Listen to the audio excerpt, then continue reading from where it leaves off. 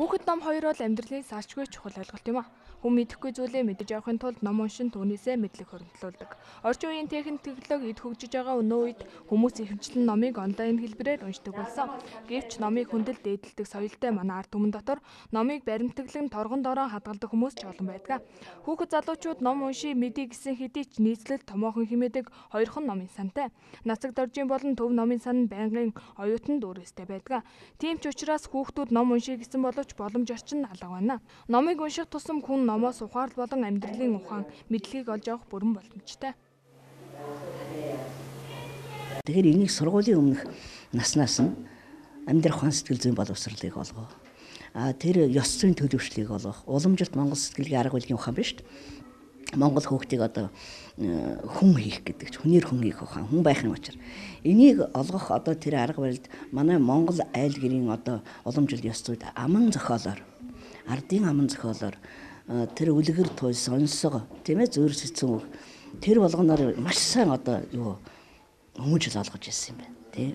Тэгэхээр орчин үед одоо бидний нэгэн үед бас номтой нөхөрлөх ном шиг одоо хамгийн их үнэтэй чухал зүйл байхгүй гэдгийг ойлгуулж номын сайн нөхөр нацаг доржийн нэрмжид одоо шагналдаг гэж одоо ном сайн уншдаг хүүхдийг тийм ээ 5 онц эзэмшгэнд одоо тэрний нэг гол чанар номыг одоо сайн эзэмшнөх гэсэн.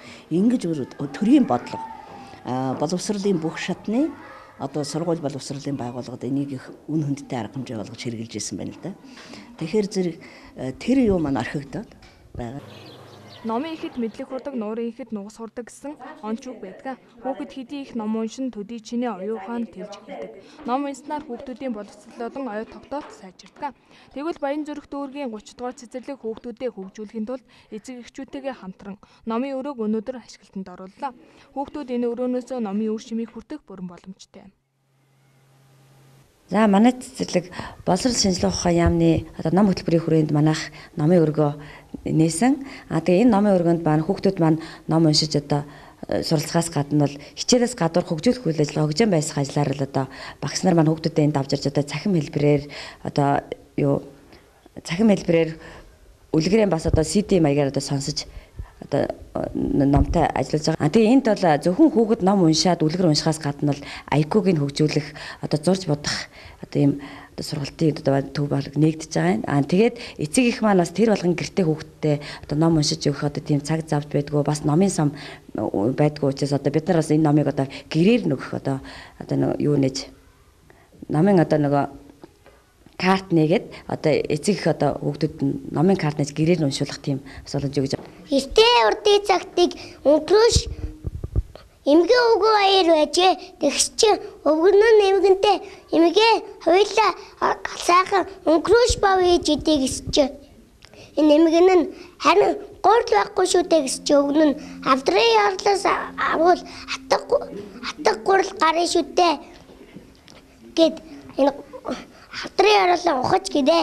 Тэгэхэд тэгс чи өнгөрөөш бав ингээ хийгээд тэгээд хатаахга цанган дээрээ тавиад тэгээд өнгөрөөш баам нь ингээд өнгөрөө яваад тэгээд туулаатай тарлжээ. Туулаад гэсэн чинь ямар сайхан өнгөрөөш баам бэ? Би чаавыг одоо эдтэй гэд ингээд тэгээд нөгөө өнгөрөөш баам чинь хүлээгээрээ би тэдийг дуудаж өгье гэдэг. Авдрын ярлаас авсан, хатдаг гурлаар хийсэн, өрөвдөөс үгээр дүүрсэн, өтгөд тасад чансан, бомбуулж идэж хийсэн, бүрки боо бийсэн, гэрэлтэй цогт тавьсан, гид бөбрөнсөн. Өөрөөрөө чөлөөтэй сэтгэх боломж, сэтгэхүйн хөгжил, уран сэтгэмж, үн зөвийн заг ялгаа, амьдралыг үзэх үзэл уучлалт нэгүсэлгээд урт удаан хугацааны туршид амьдралаас биеэр амсаж ойж ойлгодог нарийн хүчиг зангилааг номноос олж авах боломж бидэнд байдаг.